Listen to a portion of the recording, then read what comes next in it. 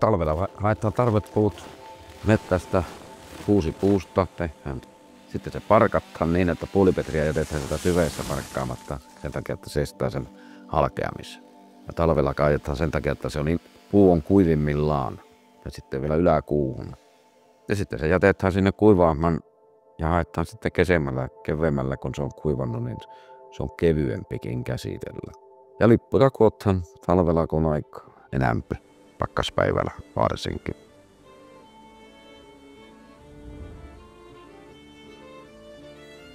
Att komma igång och få bygga nu, det är ju glädjefyllt och att man ser det här skapa glädjen. Och man har ju genom århundraden provat olika metoder här. När vattnet stiger så utsätts ju de här paterna och kränkos för stora belastningar, och den konstruktionen som man har just nu då, och det är beprövat genom att det är den konstruktion som bäst klarar av de påfrestningar som vattnet utsätter. Se on yllättävän tärkeä ja monimutkainen käsityötekniikka, että ymmärtää miten tuossa joessa pitää virrassa tehdä hommia ja oppii kunnioittamaan luontoa. En pata blir aldrig likadan från år till år, utan den skiljer sig. Den får sina egna särarter och särdrag. Så det blir som en byggnation men samtidigt ett konstverk ut i älven här.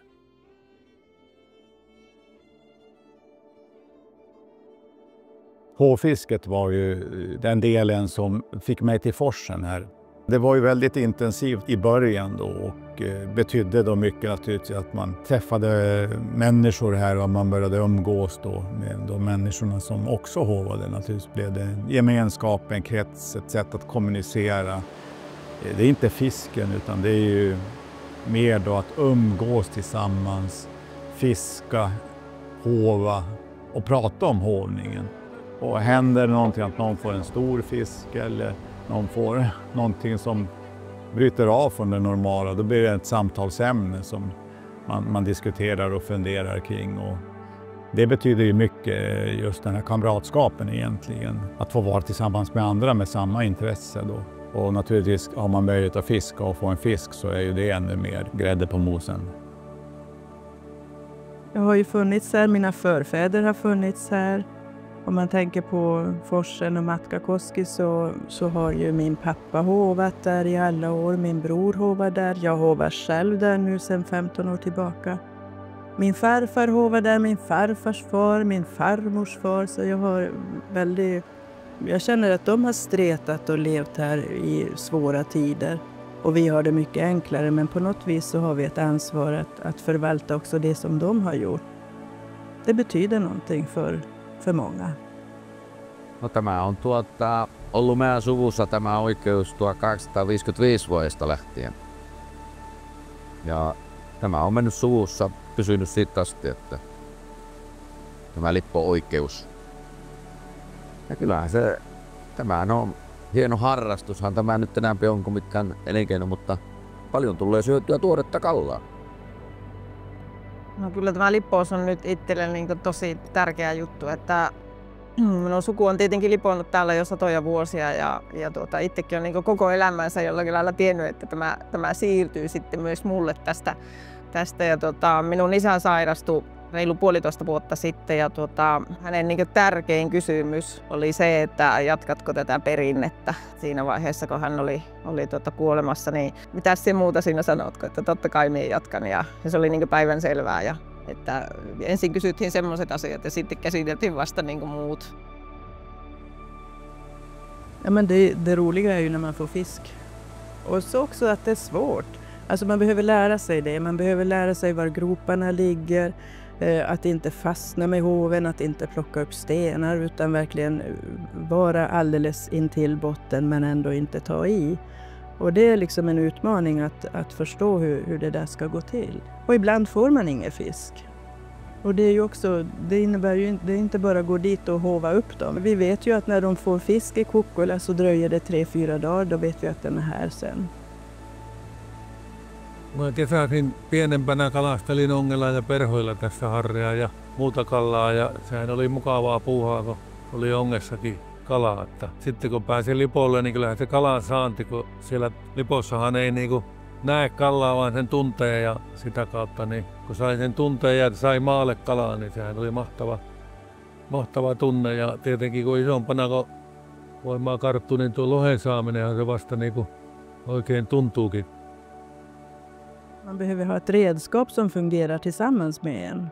Att skaftet känns bra, att hoven är bra, att prova göra nya hovar när den inte är bra. Så att det är liksom en utmaning både att göra redskapet och att lära sig att hova med det. Man jobbar med materialet och hoven under vintern för att allting ska vara klart till sommaren när fisken kommer. Minä olen aloittanut nyt vasta tänä vuonna lippoamisen ja se on ollut haaveissa kyllä monta vuotta, mutta lapset on ollut pieniä ja niitä ei ole vielä uskaltanut koskelle tuua silloin. Mutta nyt on sitten sopiva aika tullut sillekin. Joo, mulla on tosi tärkeää se, että mulla on ne lapset mukana täällä koskella katsomassa tätä talkoilua, remppujen rakennusta ja että ne pääsee heti tutuksi tämän lippoporukan kanssa, joka tässä kulkee. Niin niillä ei sitten arasta olla täällä sitten myöhemmässäkään vaiheessa. Niin mä olen iloinen, kun tulee muitakin naisia tänne. No minut on tietenkin jo minun pappa tuonut tänne koskelle, kun mä olin aivan pikkunen, että se otti minut pyörän kyytiin ja lähdettiin katsomaan lippoamista ja siianjaolle. Ja isä tietenkin lipposi jo siinä vaiheessa. Ja no sitten tietenkin isä toiminut myös opettelemaan tätä hommaa. Hänellä ei ollut poikia, niin se häytyi sitten ottaa työmatkaa. Sitten tietenkin tämä yhteisö näkyy myös siinä, että kun sinä tulet tänne koskelle lipolle, niin täällä ei kysytä, että oletko siihen mikä siviilissä, oletko siihen johtaja vai et ole vai mikä täällä on. Kaikki on samanlaisia, että se on tasa-arvoista hommaa. Ja myöskin tämä näkyy täällä small talkissa sillä lailla, että ei täällä kysytä mitä sää on, vaan kysytään, että miten tulee kallaa ja miten vesi nousee tai laskee, että kun se on tärkeää tuolle kalastukselle. Just den gemenskapen som man har när man gör samma sak fast man står på 2 olika sidor av den här forsen. Så är hovfisket då förenande att det är två olika nationer med en gräns emellan. Man känner både empati och sympati för den andra fiskaren som står på den andra sidan.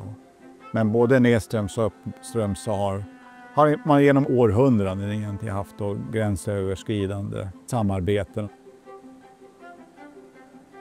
Vaikka se pääjuttu siinä on niin se lippoaminen, niin sitten kuitenkin hirveän tärkeää on se yhteisöllisyys ja se yhdessä tekeminen. Itse koen, että on ollut tosi mahtava tulla, kun aina on joku, joka auttaa ja joku, joka neuvoo. Ja koskaan ei tarvitse miettiä, että voinko minä kysyä apua. Niin, minä ainakin toivon, että tulisi myös naisia tänne lippoamaan. Ja naisten mukana tulee ne nuoret helposti ja lapset tulee helposti mukaan. Men det som är roligt nu, det är ju att vi har börjat träffas och har det vi kallar för lippoträffigt då, alltså hovträffar i de olika byarna tillsammans så att vi lär känna varandra och liksom kan prata om det som är intressant för oss alla. Vi brukar ju vinka åt varandra när vi står och hovar och så håller vi koll på hur många fiskar de får på finska sidan jämfört med oss och sådär. Vi känner att vi är lika, att vi bär på samma kultur. Det tycker jag blir ganska tydligt faktiskt. No joskus katsokko tervehditään tai peukutetaan tai miten se sanoo, jos esimerkiksi lohtalipothan, niin nähdään, että se sai, niin silloin kyllä se ruukataan, kun se huomataan, niin vähän näyttää, että kyllä se pantiin merkille, että sai. Kyllä että ennen on ollut enäämpi ja paottu enäämpi, mutta että kun aika on muuttunut, niin elämä on muuttunut, eli se ei ole ollut elanto sitten niin paljon kiinni, niin mutta lippopaikkoja on käytetty vähemmän, että sitä ei ole paottu niin kauas esimerkiksi, tai jos on pietty helpommissa paikoissa sitä lippousta. Nämä vuorot on nyt niin vuorolippous, sitä talolippua vuoroittaa niin se osuen mukaan ja menee ne vuorot. Ja tuolla on tuolla seinässä ne, koska tulee vuorot. Ja sitten näille lippomiehille nyt ei ole vuorossa, niitä on 4, niin jaetaan se 15 kiloa niin löönäksi sanotaan niin lippopalkaksi, niin se jaetaan niin taloille. Ja talot jakaa sitten, miten ne talot on aikoinaan jakaantuneet. Se onkin niin maagista jakamista siinä mielessä, sanotaan, että kukaan ei sitä ymmärrä oikein kunnolla, joka ulkopuolelle sitä katsoo. Talojen osuudet jaetaan niin 7 kassaa siinä ja joka kasa vastaa niin 2 äyriä. Minun rooli on tavallaan niin valvon tätä ja sitten tilastoin myös. Että minä olen pitänyt semmoinen 10-20 vuotta suunnilleen, en tarkoin muista kauan. Ja, förr i tiden så saltade man ju in allting i princip i tunnor och så åt man av det hela vintern. Numera så är det ju mera frågan om att röka siken. Jag tror att det är det mest vanliga. Och det gör var och en hemma hos sig då med olika tekniker kan man säga.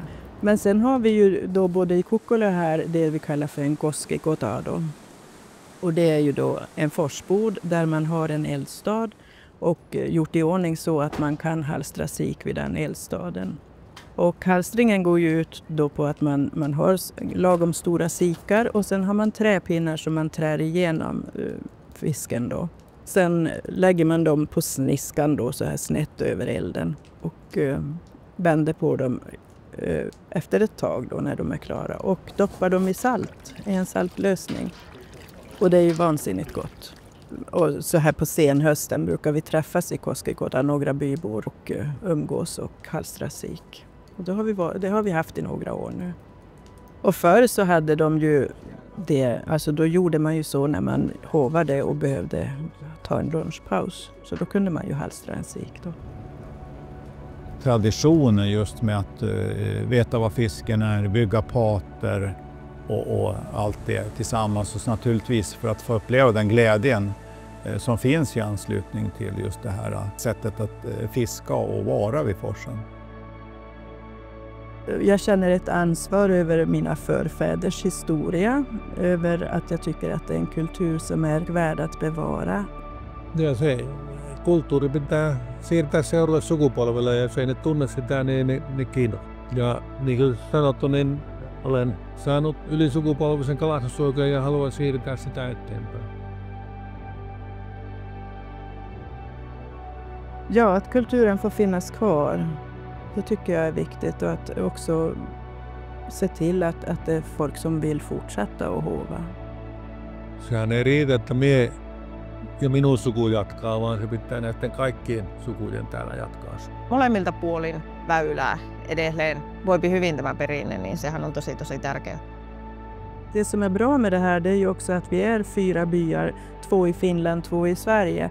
Och att vi samverkar i det här, att vi ser att vi har samma mål helt enkelt. Att få bevara kulturen och också få ha möjlighet att visa den för andra. Kyllä meillä on niin iso vastuu siitä, että tämmöiset perinteikät asiat, niin kuin tämä lippouskin, niin tämä oikeasti niin säilyy ja jatkuu sukupolvelta toiselle, että ei se saa meihin loppua.